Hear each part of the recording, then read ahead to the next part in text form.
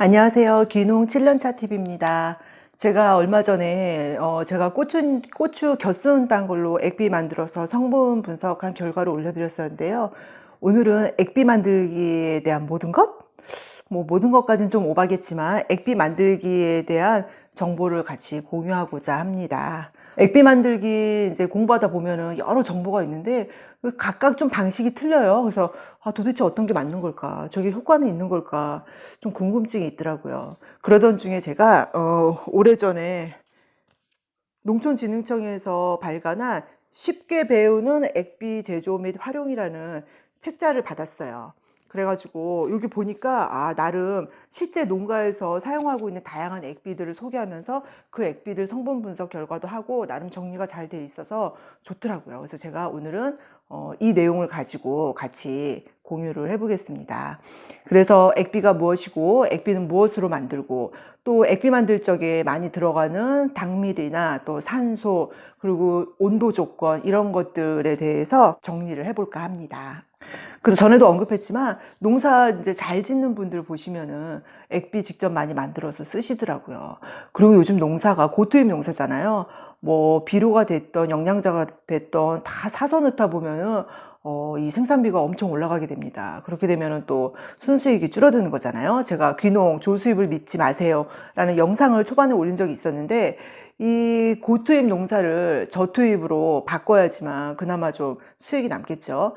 그리고 결국은 액비를 만들어 쓴다는 게 좀 더 자연 친화적일 것 같기도 해요. 근데 자연 친화적인 걸 떠나서 일단 현실적으로 어떤 생산비를 줄이는데 액비만 한 게 또 없죠.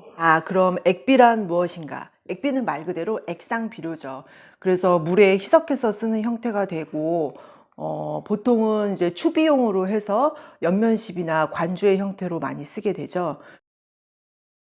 재료는 크게 유기물과 무기물로 나눌 수가 있고요. 유기물에는 또 식물하고 유기물의 정의가 썩을 수 있는 모든 것이 유기물이라고 하더라고요. 그래서 유기물은 다시 식물성하고 동물성으로 나눌 수가 있습니다. 식물성은 우리가 이제 흔히 액비 만들 적에 쓰는 각종 뭐 풀들 제가 얼마 전에 고추 겨순 딴 거 했었는데 그런 식물의 잔사라든지 열매 솟군 그런 솟군 열매 그리고 뭐 기타 다양한 풀 종류죠. 그러니까 그런 게 다 식물성이고 동물성 재료 같은 경우는 인산 액비 만들 적에 많이 쓰는 골분 그리고 생선 부산물, 어분, 혈분 뭐 이런 것들이 있다고 해요. 그리고 이제 무기물 재료도 있는데 무기물 재료 같은 경우는 썩는 게 아니죠. 그런 것에는 대표적으로 우리가 불태우고 남은 재라든지 아니면은 뭐 맥반석, 폐화석 이런 것들이 있다고 합니다. 그럼 이런 재료들을 이용해서 어떻게 액비를 만드느냐? 이 액비 만드는 방법이 되게 다양하더라고요. 주변에 이렇게 찾아보면은. 그래서 가장 대표적인 게 각종 아까 말씀드린 유기물이나 무기물 재료에다가 적당량의 물을 넣고 미생물을 넣어주는 방식이 가장 일반적이죠. 그래서 미생물은 이제 인접산에 가서 그 낙엽사인 밑에 하얗게 뜬 부엽토를 한 줌 떠다가 넣는 방법이 있고 아니면은 요즘은 농업기술센터에서 유용미생물 다 나눠주잖아요. 무상으로. 그 유용미생물을 넣는 것도 하나의 방법이더라고요. 그래서 미생물 이용하는 방법이 있고 또 하나는 설탕에 재워서 하는 액비도 있더라고요. 우리가 왜 매실청이나 이런 각종 청 많이 해 먹잖아요. 결국은 설탕에 재워서 아마 설탕하고 뭐 삼투압인가 이런 걸로 이제 그 식물의 성분을 이렇게 밖으로 빼내는 걸로 추출하는 걸로 알고 있어요. 근데 이 액비도 설탕에 재워서 만들어 쓰는 액비가 있더라고요. 흔하진 않은 것 같은데 뭐 미역이나 이런 해초류 같은 걸로 만들 적에 설탕에 재워서 쓰기도 한다고 해요. 그러니까 매실청 만드는 거랑 똑같아요. 설탕에 재웠다가 나중에 거기서 나오는 물만 이제 추출해서 쓰는 거죠.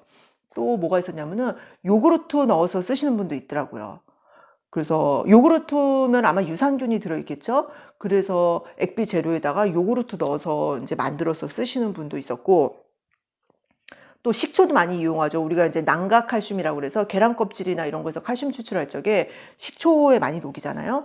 아마 그거는 비료의 종류 중에 수용성하고 구용성이 있어요. 수용성 말 그대로 물에 녹는 거고, 그러니까 물을 이용해서 액비를 만들면 되는데, 구용성 같은 경우는 산에 녹는 걸 말해요. 그 구용성이라는 게 뿌리가 땅속에서 양분을 흡수할 적에 미세하게 뿌리로 산을 이렇게 내뿜는다고 하네요.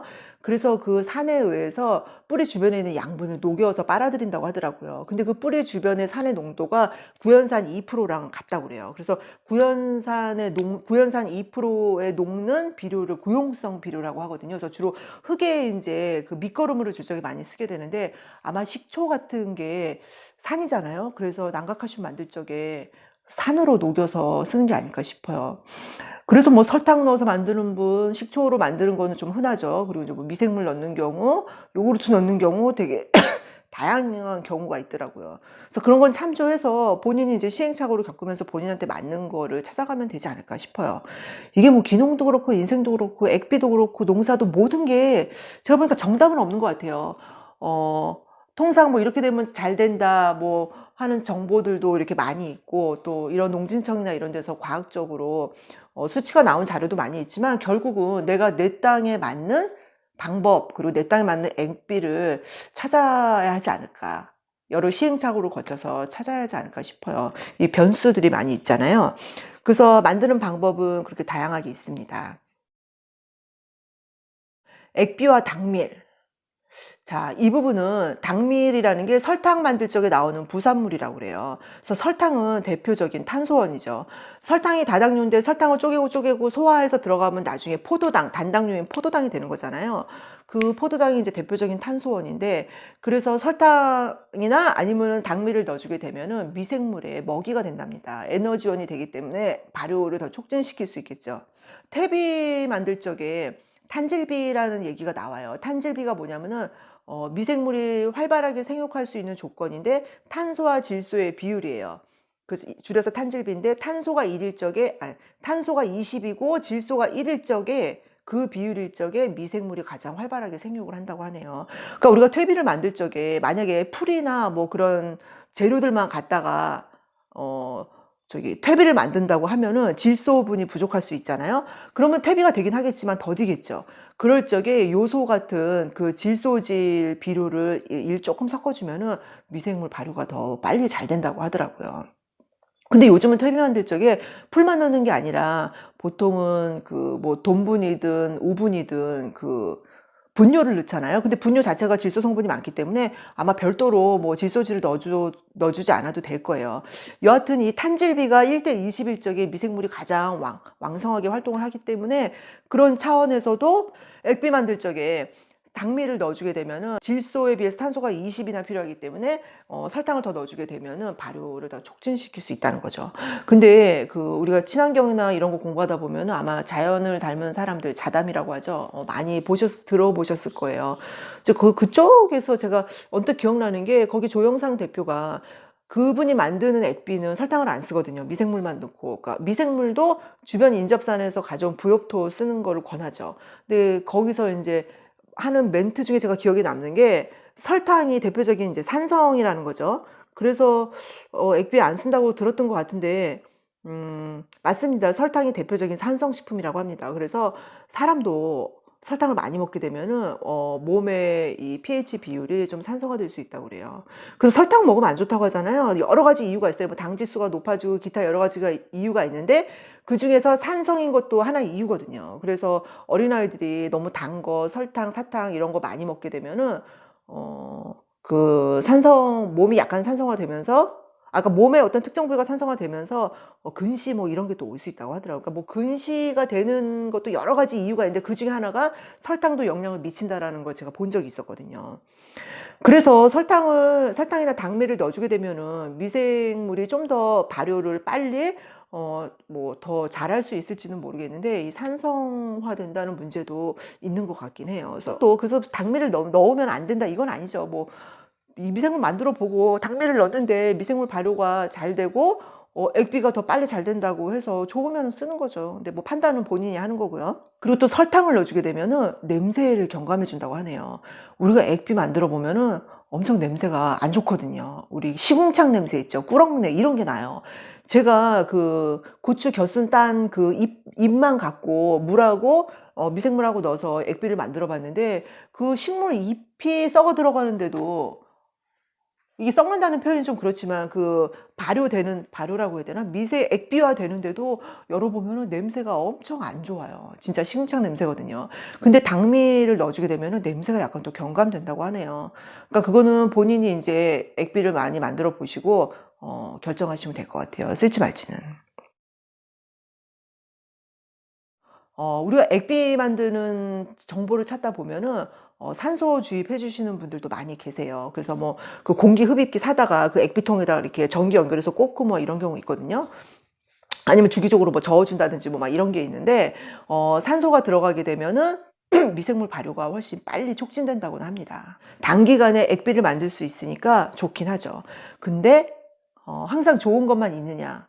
또 그 반대 그 나쁜 면도 있더라고요. 산소를 과다하게 주입해 주면은 미생물이 활성화돼 가지고 단기간에 액비가 되긴 하지만 양분 손실이 또 일어난다고 해요. 그럼 산소를 넣어야 되느냐 빼야 되느냐? 그건 역시 본인이 판단하는 거죠. 산소를 넣게 되면은 액비가 좀 더 빨리 만들어질 것이고, 산소를 안 넣게 되면은 슬로우 푸드처럼 좀 더 오래 걸리겠죠. 하지만 양분 손실은 적다고 하네요. 액비라는 게 상당 부분은 이제 미생물이 그 재료를 이렇게 발효시켜서 액비화가 되는 거잖아요. 근데 이 미생물에 배양하는 최적 온도가 보통 20 도에서 40도 정도라고 해요. 그래서 여름철에는 액비가 좀 더 빨리 만들어지죠. 근데 추운 겨울에 만들면은 더디게 인제 만들어지는 거죠. 근데 이 액비를 만드는 데 쓰게 되는 이제 많은 미생물들이 상당 부분은 저온에서도 배양이 가능하다고 해요. 그러니까 저온이라고 해서 안 되는 건 아니죠. 겨울이라고 안 되는 건 아닌데 좀 늦어지겠죠. 그러니까 보통 액비는 아마 봄철부터 여름에 많이 만들게 될 것 같아요. 그리고 제가 예전에 귀농 초기에 농업기술센터 유용미생물실에서 기간제 근로자로 한 10 개월 일한 적이 있었거든요. 거기 같은 경우는 이제 500 리터짜리 대형 고압 고온 탱크에다가 이제 배양을 하게 되는데, 그때도 균마다 배양 온도가 다 틀려요. 근데 지금 기억에 남는 게 유산균 배양 온도가 37 도, 그리고 나머지 뭐 고초균, 방성균, 광합성균, 효모균 이렇게 5가지를 배양했었는데 거의 30 도였었어요. 그래서 30도 전후면은 아마 배양 최적 온도가 될 거예요. 근데 그것보다 온도가 설령 좀 낮더라도 배양이 안 되는 건 아니다. 단지 늦어질 뿐이다. 그러면은 이렇게 해서 우리가 액비를 만들게 되면은 다 만든 다음에는 어떻게 해야 될 것인가? 그 액비를 만들게 되면은 저희 그 고추 겨순으로 액비 만든 거 보니까 액비화가 많이 진행되면은 막 그 식물 잎이나 줄기가 흐물흐물해져요. 이게 분해가 돼 가지고. 나중에는 물만 인제 건더기는 걸러내고 물만 싹 걸러서 보통 말통 같은 데다가 따로 보관을 하죠. 그래서 그늘지고 서늘한 곳에 보관해서 사용하면 된다고 합니다. 그럼 사용 방법은 그것도 농가마다 좀 차이가 있더라고요. 결국은 자기만의 최적 그 배양 배수를 찾아가야 될 것 같은데요. 이 책자에 나온 거 보면은 신선한 액비 만든 지, 그러니까 여름철 같은 경우는 인제 온도도 고온이고 하니까 좀 빨리 만들어질 거 아니에요. 여름철 같은 경우에 한 2주 정도면은 거의 액비를 쓸 수 있다고 해요. 그렇게 신선한 액비 같은 경우는 50배 정도로 희석해서 쓴다고 하고요. 한 1-2 개월 지난 것들, 좀 오래된 것들은 100 배에서 한 500배 정도 희석해서 쓰면 된다고 합니다.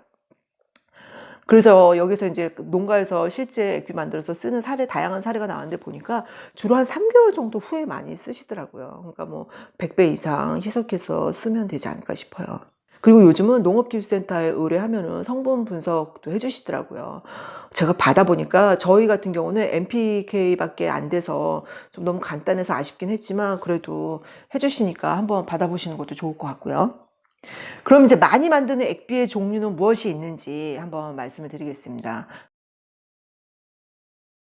우리가 그 식물 농사를 짓다 보면은 밥 만들 적에 기비도 주지만 추비를 인제 계속 주게 되잖아요. 주로 NPK 위주로 주게 되는데 그 NPK를 다 액비로 만들 수가 있는 거죠. 그래서 대표적인 질소 액비는 인제 재료에 질소질이 많은 재료를 넣으면 되겠죠. 그래서 심지어는 사람 오줌 받아서 만드는 경우도 있어요. 오줌 속에도 오줌이랑, 그러니까 사람의 오줌이랑 또 인분까지 받아서 만드는 분들도 있죠. 그래서 그런 것들, 아니면 생선 부산물, 또 유박, 각 뭐 참기름이나 들기름 짜고 나면은 그 찌꺼기 있잖아요. 그런데 또 질소 성분이 많다고 그래요. 그런 것들을 재료로 해서 쓰면은 질소질 액비가 되는 거겠죠. 그다음에 질소 인산, 인산 액비 같은 경우는 대표적인 게 골분이 있고 또 쌀교도 있다고 합니다. 골분 사서 많이 만드시잖아요. 근데 쌀교도 인산질이 많다고 하네요. 근데 제가 얼마 전에 시청에 문의해 봤더니 벼농가에서 벼를 그 도정하고 나면은 부산물이 많이 나오잖아요. 왜냐면 요즘은 현미보다는 백미를 많이 먹기 때문에 백미로 도정하고 나면은 쌀교나 이런 것들이 많이 나오잖아요. 이거를 시청에다 신청하면은 퇴비용으로 사올 수가 있다고 하더라고요. 저렴하게. 그런 거 갖다가 뭐 퇴비도 만들고 액비도 만들면은 골분 안 사도 될 것 같아요. 그다음에 가리 같은 경우는 식물을 태운 재에 가리 성분이 많다고 합니다. 그래서 대표적인 게 들깨나 참깨 같은 거, 나중에 이제 깨 이렇게 털고 나면은 깨때 나오잖아요. 그 깨때를 불에 태운 재, 그거를 물에 우리면은 또 가리 성분이 많이 난다고 하네요. 그리고 이제 칼슘 액비 같은 경우는 난각칼슘 유명하죠. 식초에 녹여 쓰는 난각칼슘이 있고, 제가 예전에 영덕에 가서 바닷물 떠오면서 이렇게 게 먹은 거 한번 올린 적이 있었는데, 거기 가면 게 껍질 무상으로 막 주거든요. 공짜로. 이 게 껍질에도 칼슘 성분이 많이 있더라고요. 그럼 게 껍질, 폐화석 이런 거 이용해서 액비 만들면은 칼슘 성분 많이 추출할 수 있는 거죠. 그리고 제가 이 책자에 나온 성분 분석표를 보니까 다량 원소인 질소, 인산, 가리, 마그네슘, 칼슘 말고 여러 가지 미량 원소들도 조금씩 다 있더라고요. 그래서 액비 잘만 활용하면은 저렴한 비용에 좋은 효과를 거둘 수 있을 것 같습니다. 근데 이 액비라는 게 사실 사서 쓰는 영양제나 화학비료에 비하면은 그 성분 함량이 좀 적잖아요. 그러니까 우리가 비타민C를 알약으로 먹는 거나 뭐 사과나 어떤 음식물로 먹는 거랑 그런 차이일 것 같아요. 그래서 만약에 액비를 쓰게 된다고 하면은 한두 번 뿌려서 효과가 확 나는 게 아니기 때문에 관수 시설을 해서 주기적으로 관수를 한다든지 연면 시비를 한다든지 그런 관리가 좀 필요할 것 같습니다. 하지만 꾸준히 쓰기만 한다고 하면은 효과는 있다고 하네요. 요 책자에서 보면은 비교 실험한 그 결과가 나와요. 그 대조구에서 나온 결과만 봐도 그렇고, 실제 액비 사용해서 농사도 잘 지으시는 분들 사례 유튜브나 블로그 찾아보면 또 많이 있거든요. 그리고 얼마나 좋습니까? 돈이 거의 안 들잖아요. 뭐 재료 사는 비용도 그렇게 많이 안 들어요. 대부분은 주변에 있는 거 그냥 긁어 모아 쓰면 되는 거고, 그리고 뭐 그리고 이제 뭐 부엽토나 미생물도 다 공짜로 얻을 수 있는 거잖아요. 뭐 당밀이 비싼지는 모르겠는데 보통 우리가 이제 비료 사서 쓰고 영양제 사서 쓰는 비용에 비하면 훨씬 저렴하죠. 그렇기 때문에 액비를 좀 잘 만들어 써야 되지 않을까 싶어요. 근데 저도 귀농 초창기 때는 막 이제 열의에 차가지고서는 그 뭐랄까, 안동에 전국의 3대 빵집 중에 하나가 있어요. 맘모스 제과라고 유명한 빵집이 있거든요. 제가 또 그 빵집에 찾아가서 빵 만드는데 계란이 얼마나 많이 들어갑니까? 그래서 또 내가 농사 짓고 있는데 계란 껍질이 필요하다. 계란 껍질 모아주시면 가져가겠습니다. 그러니까 그쪽에서 다행히 허락을 해주셨어요. 그래가지고 파란색 한 100리터짜리 통 갖다가 그쪽에 놓고 일주일에 한 번씩 가서 계란 껍질 갖고 왔었거든요. 진짜 빵집에서 계란 껍질 엄청 나오더라고요. 근데 이제 이게 여름이 되면서 그쪽에서도 계란 껍질 모아두면 냄새도 나고 파리도 꼬이고 막 이러니까 좀 어렵겠다고 해서 이제 못했던 기억이 있거든요. 뭐 그런 것도 하고, 또 뭐 시장 가서 생선 가게 아줌마한테 막 생선 이렇게 팔고 남은 머리대가리, 꼬리 막 이런 거 부산물 의도오고 막 그랬었는데, 야, 근데 이런 건 참 부지런해야지 할 수 있죠. 돈은 안 들지만 부지런해야 돼요. 근데 이제 어느 순간 제가 좀 게으르다 보니까, 그리고 이제 이게 한두 번 해서 효과가 갑자기 확 나타나는 게 아니다 보니까 어느 순간 저도 이제 액비를 잊고 있었어요. 근데 제가 이제 유튜브나 이제 여러 가지를 계기로 다시 이제 액비에 대해서 공부도 하고 준비를 하는 거죠, 저도. 그래서 제가 액비를 써서 이렇게 결과가 좋았습니다. 제가 직접 경험치로 말씀드리지 못하는 게 너무 아쉽긴 한데, 요즘 유튜브 있잖아요. 찾아보시면 액비 만들어서 농사 잘 짓는다는 분들 많이 있어요. 저는 단지 제가 공부한 내용을 좀 이론적인 뒷받침 이런 것들을 같이 그냥 공유하는 걸로 일단은 만족을 하고요. 내년 후년 제가 한번 직접 만들어 써보고 또 경험에서 나온 그 결과로 한번 말씀을 드리겠습니다. 그래서 전국에 액비를 직접 만들어 쓰시는 모든 농가 여러분을 응원 드리고 존경합니다. 예, 대단하신 분들이에요. 본받아야 될 분들이죠. 그래서 오늘은 이렇게 액비에 대한 제가 알고 있는 모든 것을 말씀을 드려봤고요. 오늘도 긴 영상 시청해 주셔서 감사합니다.